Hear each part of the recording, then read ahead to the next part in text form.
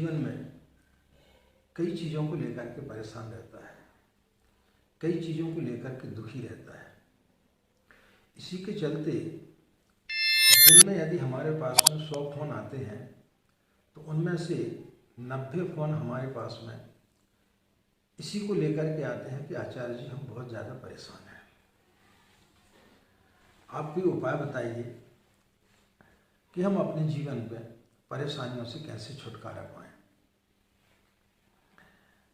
आप लोगों का हमारे प्रति इतना स्नेह है, इतना प्यार है, इतना आप लोगों को भरोसा है, और उसी के चलते आप लोग हमें कभी भी किसी भी समय फ़ोन लगा देते हैं।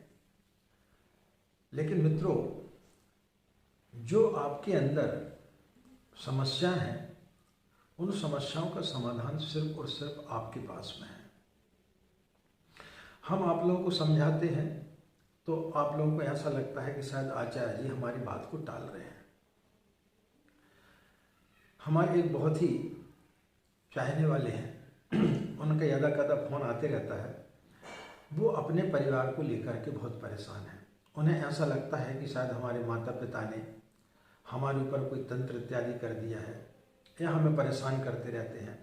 तो उनके अंदर इतनी ज़्यादा नकारात्मक सोच आ गई है कि हम घंटों से उनको समझाते हैं, लेकिन उसके पश्चात भी उनकी सूझी वहीं को ही अटक करके रह जाती है। वो उसी चीज़ को छोड़ नहीं पा रहे हैं। तब ऐसी स्थिति में कैसे समझाया जाए? यह सब उन्हीं की समस्या नहीं है, बहुत सारे लोगों की इसी प्रकार की समस्या है। हर व्यक्ति इसी में ग्रसित है। और जब ऐसी समस्याएं आती हैं और उनके मन में यदि किसी ज्योतिषी के माध्यम से या किसी के द्वारा ये भ्रम और डाल दिया जाता है कि आपके ऊपर किसी के ने तंत्र का प्रयोग कर दिया है, तो वो व्यक्ति और ज़्यादा परेशान हो जाता है और फिर वो जो है कई लोगों के चक्कर काटता है और अपनी धनराशि खर्च कर डालता है, लेकिन किसी प्रकार का कोई भी लाभ प्राप्त नहीं होता है।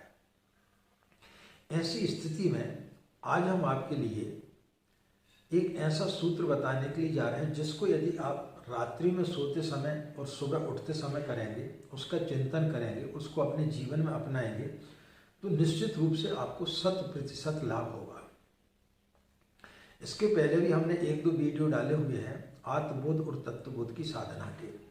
उसी के समकक्ष यह एक प्रयोग है जो गुरुदेव ने बताया था। उसी के समकक्ष यह एक प्रयोग है जिनके बारे में हम बता रहे थे। जो हमारे बहुत करीबी चाहने वाले हैं, उनका जब फोन आता है तो हमने उनको बहुत समझाने का प्रयास किया।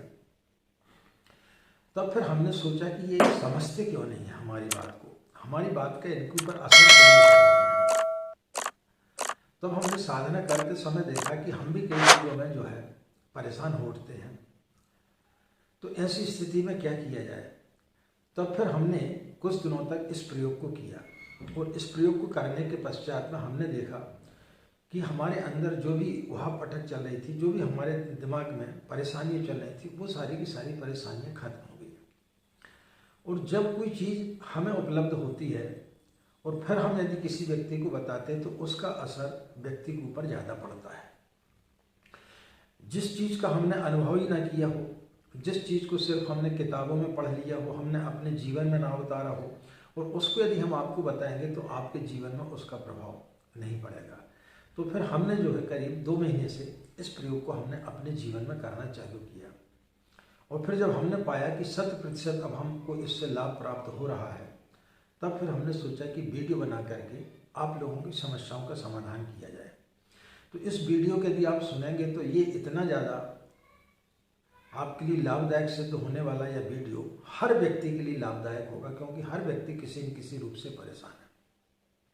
तो आपकी परेशानियों को इसमें आपको अंत जरूर मिलेगा। और वीडियो यदि आपको अच्छा लगता है और आपकी परेशानियां खत्म होती हैं तो इस वीडियो को आप ज़्यादा से ज़्यादा वायरल करें, ज़्यादा से ज़्यादा लोगों तक आप पहुँचाएँ, तो निश्चित रूप से आपकी समस्या का समाधान तो होगा ही, दूसरे लोग भी इसका लाभ उठाएंगे और आपको उसका लाभ मिलेगा। राधे राधे, जय श्री कृष्णा, नमस्कार। मैं आचार्य पंडित गिरीश बारलिया, गायत्री महामंत्र। ओम भूर्भुवः स्वः तत्सवितुर्वरेण्यं भर्गो देवस्य धीमहि धियो यो नः प्रचोदयात्। अखण्डमण्डलाकारं व्याप्तं येन चराचरं तत्पदं दर्शितं येन तस्मै श्रीगुरवे नमः। तस्मै श्रीगुरवे नमः। मित्रों, हमारे घर का आधा भाग टूट गया, हमारी आधी छत टूट गई, तो जो नुकसान हो गया है उसको लेकर के दुखी हो कि ये सोच करके भगवान का धन्यवाद दें कि तेरी बड़ी अनुकंपा है हमारे ऊपर कि कम से कम तूने जो है आधा भाग तो बचा के रखा। इस प्रकार की जिस दिन सोच आ जाएगी उस दिन व्यक्ति कभी दुखी नहीं हो सकता है। भगवान बुद्ध का एक शिष्य था, जब उसकी शिक्षा पूर्ण हो चुकी तो उसने उनके समक्ष जाकर के प्रस्ताव रखा कि भगवान, मैं बिहार के एक सूखा नामक गांव में जाकर के प्रचार प्रसार करना चाहता हूँ। तो भगवान बुद्ध ने कहा कि तुम्हें मालूम है कि वह गांव कितना ज़्यादा खतरनाक है? बोले मुझे मालूम है, और फिर आप सब कुछ जानते हुए मुझसे पूछ रहे हैं। तो बुद्ध ने बोला कि वहाँ जाने के पहले तू मुझे 3 प्रश्नों का जवाब दे दे, तो फिर तू जा सकता है। तो उन्होंने पहला प्रश्न किया कि उस गांव के लोग बड़े दुष्ट हैं, बहुत गालियाँ देते हैं, तुझे मारपीट भी सकते हैं। तो वह मुस्कुराया, बोले प्रभु, इतने दिन आपके समक्ष रहा मैं, इतने दिन आपके समीप रहा, फिर भी आप मुझे नहीं समझ पाए। वो गाली ही तो देंगे ना, मारेंगे तो नहीं। तो मैं भगवान का धन्यवाद दूंगा कि कम से कम उन्होंने गाली दी, मुझे मारा तो नहीं। तब भगवान बुद्ध ने दूसरा प्रश्न किया कि यदि मान लो उन्होंने तुझे मार दिया तब क्या करेगा? तो उसने बोला कि ठीक है, गाली देंगे, मारेंगे, कम से कम जान से तो खत्म नहीं करेंगे ना। तो मैं भगवान का धन्यवाद दूंगा कि चलो कम से कम इन्होंने मुझे मारा तो, लेकिन मेरी जान तो बख्श दी। तब उन्होंने तीसरा प्रश्न किया कि यदि तुझे जान से ही मार दिया तब तू उस समय क्या करेगा? मरते समय तेरे मन में क्या विचार आएंगे? तो बोले उस समय मेरे मन में ये विचार आएंगे कि अच्छा हुआ इन्होंने मुझे मार डाला, पता नहीं और मैं अपने जीवन को जीता तो और कौन से पाप मेरे से हो सकते थे। भगवान की कितनी बड़ी कृपा है कि इन्होंने मुझे मार डाला, अन्यथा ना जाने और कौन कौन सी मैं गलतियां करता और कौन से पाप करता जिसके कारण मेरे को और ज़्यादा तकलीफ होती। तब तो भगवान बुद्ध ने कहा कि हाँ, अब तू जा और वहाँ पर प्रचार कर सकता है। तो मित्रों, इस प्रकार की जिस दिन हम सोच अपने जीवन में लेके आ जाएंगे तो निश्चित रूप से हमारी समस्याओं का समाधान मिल जाएगा। समस्याएं व्यक्ति के बाहर से नहीं आती हैं, समस्याएं हम स्वयं पैदा करते हैं। किसी ने गाली दे दी, गाली देने वाला तो चला गया, लेकिन आप उस गाली को पकड़ करके बैठ गए और आप उसी में दिन भर जो है अपने परेशान रह रहे हैं। तो दिन भर में जितने अच्छे क्षण आए थे, जो शुभ समय आए थे, जो अच्छे समय आए थे, उन सबको आपने अपने जीवन से निकाल दिया और आप जो है उन्हीं दुखों को ओढ़े रहे।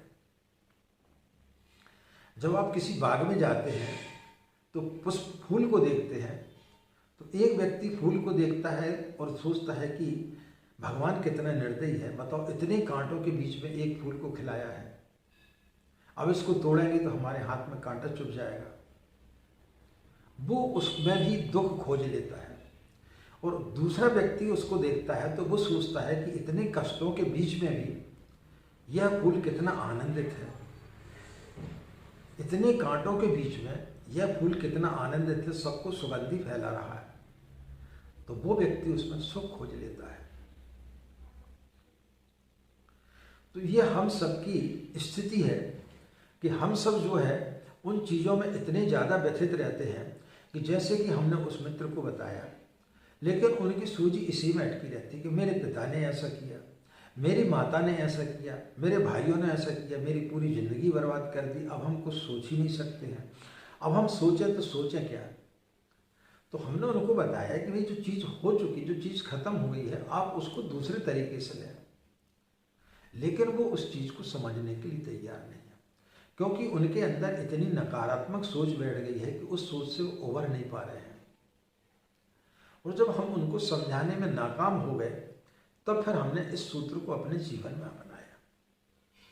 हमने किया क्या, जो कि आपको भी करना है। हम रात्रि में जब सोते हैं तो सोने के पूर्व जो है, हम अपने बिस्तर पर पालती मार करके बैठ जाते। बाईं हथेली नीचे रख लेते, दाईं हथेली ऊपर रख करके पहले हम 5 से 10 मिनट तक प्राणायाम करते हैं। प्राणायाम कैसा? सांस को रोकते हैं, खींचते हैं, रोकते हैं, छोड़ते हैं, रोकते हैं, छोड़ते हैं। एक बार हम आपको क्रिया करके बताते हैं कैसे करते हैं।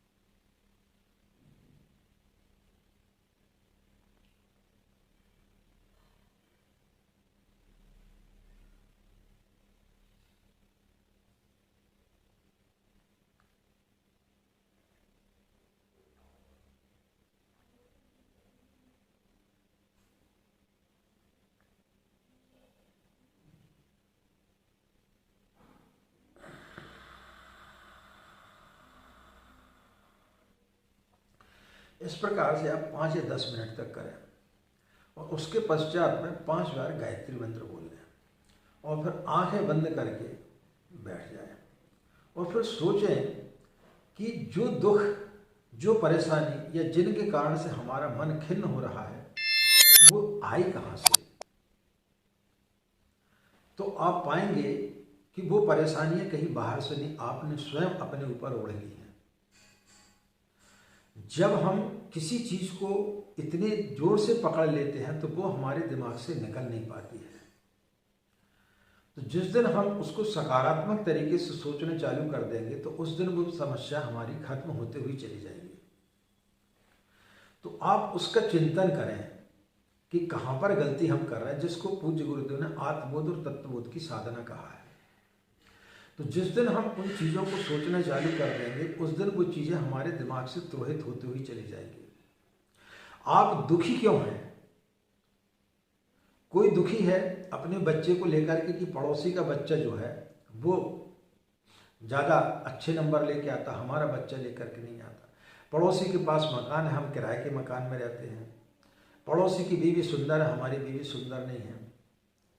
पड़ोसी के पास में अच्छा मकान है, हमारे पास में मकान नहीं है। या उसके पास में ये चीज़ें हमारे पास में नहीं है। या फलां व्यक्ति ने हमें गाली दे दी, या हमें ऐसा लगता है कि हमारे पिताजी ने हमारे ऊपर तांत्रिक क्रिया करा दी, तो हम दुखी हो जाते हैं और उन चीज़ों से हम मुक्त नहीं हो पाते हैं। तो किसने क्या किया है, क्या नहीं किया, इस चीज़ को छोड़ करके यदि आप ये चीज़ सोचेंगे कि अब हमें इन सब चीज़ों से मुक्त होकर के भगवान का धन्यवाद करें कि कम से कम आपने हमें अभी तक जिंदा तो रखा है, अभी तक आपने हमको इस योग्य तो रखा है कि हम कुछ कर सकें। जिनके पास में 2 हाथ नहीं है, जिनके पास में आंखें नहीं है, जिनके पास में पैर नहीं, कम से कम हमारे पास में वो तो है। तो हम क्यों आगे नहीं बढ़ सकते हैं? तो अपने आगे बढ़ने के लिए अपने जीवन को प्रेरित करें और भगवान का धन्यवाद दें कि जो कुछ होना था, जो कुछ हमसे गलतियां हो गई, जो कुछ दूसरे लोगों को हमें डैमेज करना था कर दिया, लेकिन अब हम अपने जीवन को अपने तरीके से जिएंगे। जो भी क्षण ईश्वर हमें दे रहा है सुख के, आनंद के, हम उन क्षणों को भर जो है अपना उपयोग करेंगे और खराब क्षणों को हम अपने जीवन में नहीं आने देंगे। तो जिस दिन आप इस चीज़ को अपने जीवन में उतार लेंगे तो निश्चित रूप से आपका जीवन परिवर्तन होते हुए चला जाएगा। आपके जीवन में फिर किसी प्रकार की कोई भी परेशानी नहीं रहेगी। यह क्रिया इतनी आसान नहीं है, लेकिन फिर भी यदि आप इसका अभ्यास करेंगे तो धीरे धीरे 15 दिन में आप पाएंगे कि आपको जो है उसका अभ्यास की आदत पड़ जाएगी और फिर आप वैसा ही जीना चालू कर देंगे जैसा हम आपको बता रहे हैं। इसी क्रिया को आप रात को सोते समय करें और फिर सुबह उठते समय इसी क्रिया को दोहराएं, 5 बार गायत्री मंत्र बोलें और फिर चिंतन करें कि कोई भी व्यक्ति हमारे साथ में कुछ करता है उसका प्रभाव हमारे ऊपर हम नहीं पड़ने देंगे। हमारे ऊपर किसी ने कुछ किया तो भगवान का धन्यवाद दें कि चलो कम से कम किसी ने कुछ किया, लेकिन तेरी इतनी अनुकंपा है कि तूने अभी तक हमें जिंदा तो रखा है। तो शायद हमसे कुछ कार्य तो कराना चाहता है, तो तू जो कार्य कराना चाहता हम वो कार्य करने के लिए तैयार है। किसी ने हमारे साथ में बुरा किया, लेकिन इतना तो बुरा नहीं किया कि हमारी जान चली जाती।